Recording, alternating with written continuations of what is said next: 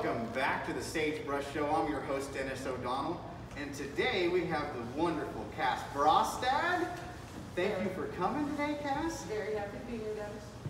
Well, I just love the way you sing in your songs. Yeah, thank you. So fresh. Doesn't it smell nice? It's like a spring breeze. It is just like a spring breeze. It's funny that you say that, yes. Well, you're from Nebraska, right? That's the rumor. Is it Omaha? Somewhere around about there. Around out there? Yeah. So what grabbed you to come all the way to Texas? The music, for sure. The music and the lack of blizzards. Yeah. Yeah. I don't even know what that's like. Y'all don't even get that many tornadoes down here, so. No, it ain't too bad. Yeah, you know. I think the first time I saw you was at the front stage of the Hole in the Wall. That's true. And that had been years and years back now, almost 10 years. How long have you been here? About a decade. Yeah, about 10 years. Right? Now, I remember when I walked in the Hole in the Wall, you said I was the nicest girl you'd ever seen walking in the Hole in the Wall, and I laughed to myself and I said, oh, motherfucker. Well, then I got to know you. I know. Funny how it is. What I noticed immediately about your songs is that they were so personal. They were so from the heart. That you're a writer that writes your diary. Your heart is open to everybody when you play. And you have this. Some of my favorite performers get possessed. Sometimes when you're really into it, you're not seeing out of your own eyes. You're just completely grabbed by what you're doing. And it grabs everybody else too. What did you feel when you moved to Austin? What did you like about it when you first moved here? What was it that stood out to you that was like that kept you here? I think for me it was the people really. I just met a lot of really amazing people. Now I knew a lot of amazing people in Omaha, don't get me wrong. But it really was the friends I made, the music that was here, the quality, the content, and the camaraderie of the music scene for me. I came from a smaller version of that, and I liked it like more of this big field that was on it. I don't know, it just seemed like every day I met some new interesting character, and all those new interesting characters are generally still in my life today and populate my days. So, I mean, what am I going to write about if not new and interesting characters? Well, and you're in a band called the Terrible Lovers. That's true. And you're also in a band called Madison's. Also true. And you squeeze the accordion. I do. One of the most hated instruments. Yes, well, if anyone should do it, it's me. Yeah, you do it very, very well. And Terrible Lovers is very different as far as you don't have a lot of contemporary people chasing what you're doing. You know, it's you guys are rock and roll. It's passionate. Your arrangements are unique and brave. I love what Carol and Mary Beth are doing to your stuff. It's great. And I'm lucky to have you here. Hopefully we're going to have you play some songs for the good people at home. But you are also a boxer. I am a boxer.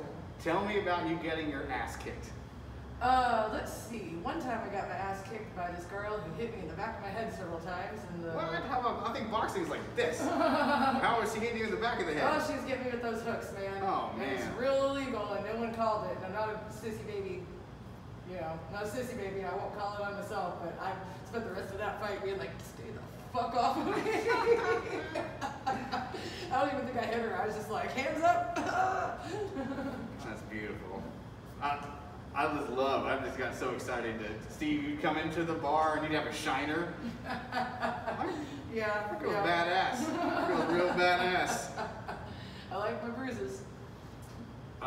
You've done the closed mic for me for years, and it's brought in that tribe that we have together, and this family really close. And there's been some really heartfelt and beautiful moments with that, and we look forward for you doing this here. Have you ever performed drunk? No. No, right? I didn't think so. No. And Nebraska's not Amish country, but... No, nobody drinks in Nebraska. No, right? I mean, they drink, Natty Light. That's not drinking. Yeah, that's like water. Yeah. Okay. Yeah, it's no, more like nobody drinks hydrating. in No, Augusta. no, Yeah. I didn't think so. Well, like, since you were young, you've been playing music. Mm-hmm. Like, how old were you when you started to feel like you had to play music? Well, when I was a kid, my babysitter was a piano teacher. So I just went along with that, and so I probably started playing piano when I was 3, and I really enjoyed it. I took to it.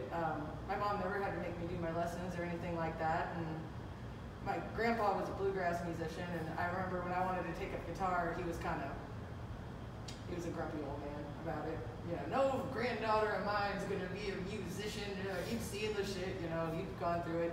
So we kind of hemmed and hawed, and I remember it was about 11 or 12, and I showed him that I learned all these things on guitar, and he said, well, I'll give you this, you know how to change chords. Well, that's the kind of push that a young person needs to really Thanks, just Grandpa. jump in. Yeah, that's great. But then he started taking me to bluegrass festivals and stuff after that. I've never not felt like I had to play music. Yeah. Yep. Well, would you play a couple of songs for us and the good people at home? I think you could do this. Yeah. You know, in trying times, my mother always had a saying. She'd say, it was, wash your hands, stupid! These are about the upcoming Terrible Lovers album called Roar.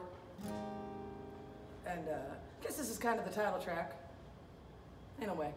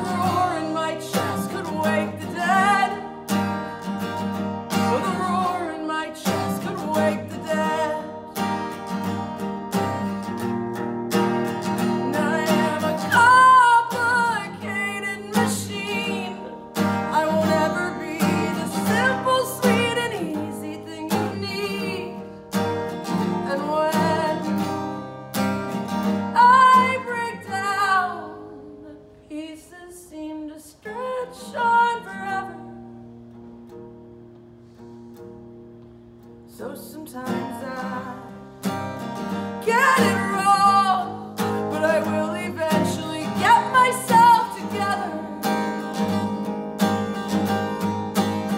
I'm gonna get it together. Under this heavy love is all the metal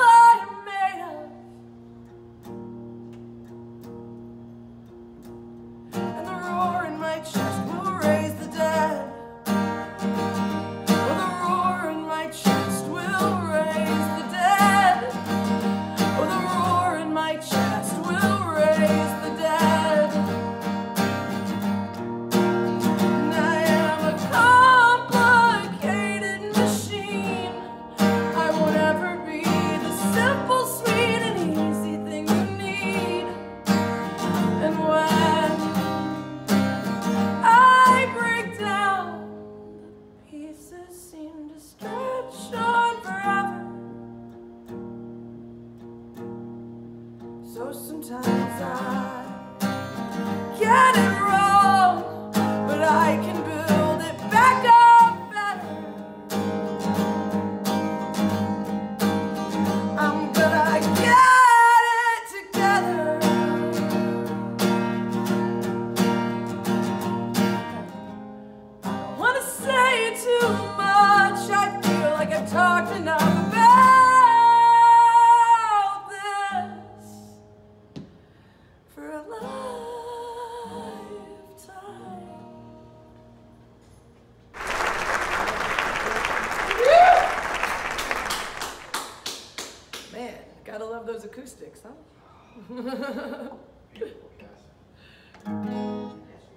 Let's see here. So this is the first single off the new Terrible Lovers album. And it's about, well, shit, have you ever been sitting at a bar where your ex walks in with his new girlfriend? Well, it's kind of about that.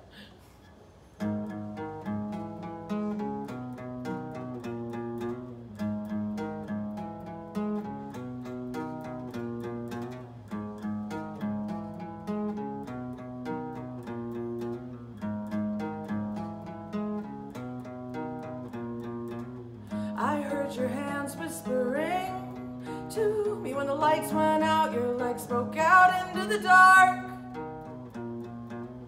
These secrets started in your heart and made their way down here to me through your incredible arteries. But oh my God, what have you done with my knees?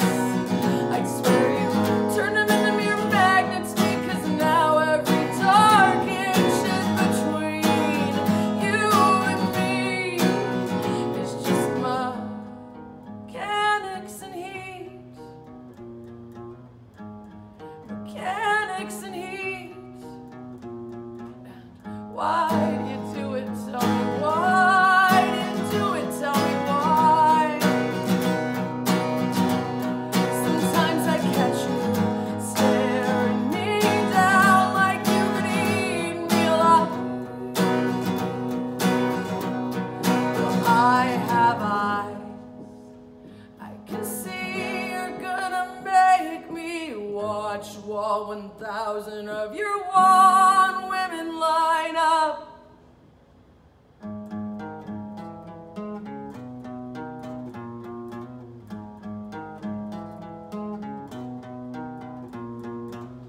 And your gravel tongue is no match for these words I've got in me. Honey, I could cut you in half anytime I wanted to. Anytime I wanted to.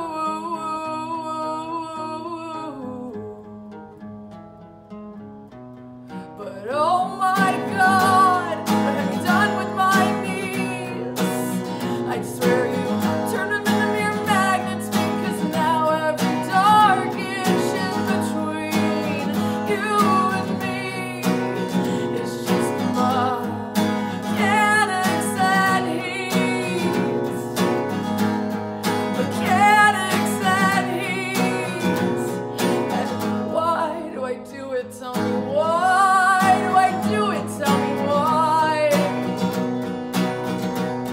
Sometimes I let you stare me down when I could eat you alive.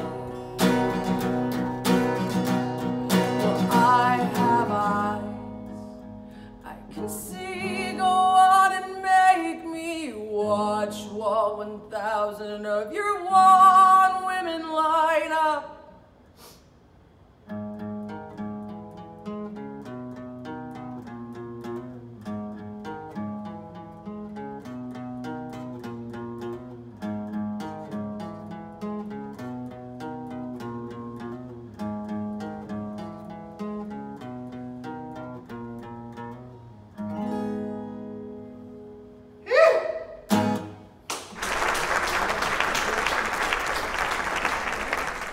For my third trick, do a little song. I wrote this song right when I very first moved to Texas.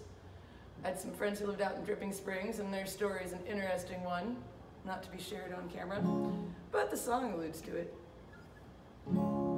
The names and places haven't changed, though.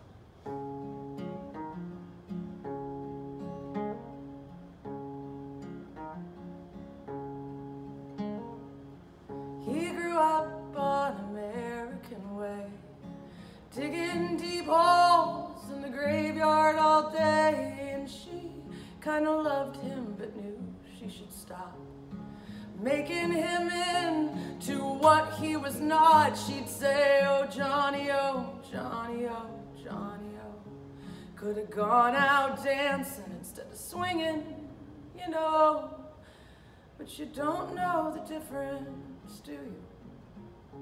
No, you don't know the difference, and it's starting to show.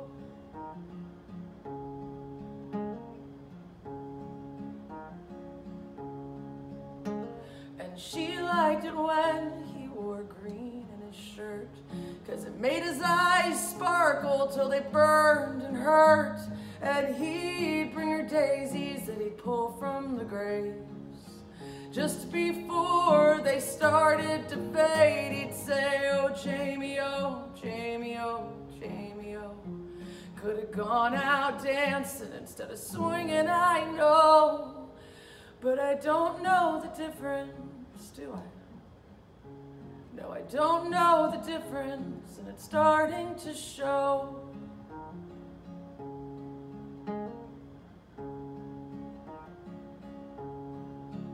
And she'd had a baby she didn't talk about. And he could have played baseball, but his knees gave out. And they both did their drinking all the way down. At that last set of lights on the dark side of town, she was light on her feet, he was heavy-handed. His knees got weak when she started spinning and dancing, and he never could remember just what she said. But it was right from her heart, and it went straight to his head. She said, oh, Johnny, oh, Johnny, oh, Johnny, oh. Let's spend our lives dancing instead of swinging, and I know it's gonna get harder and harder and harder.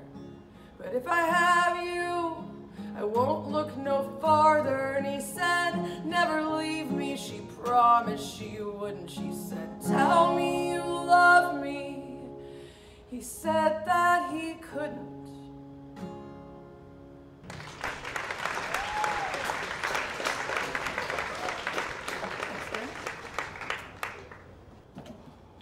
Always a pleasure. You got me.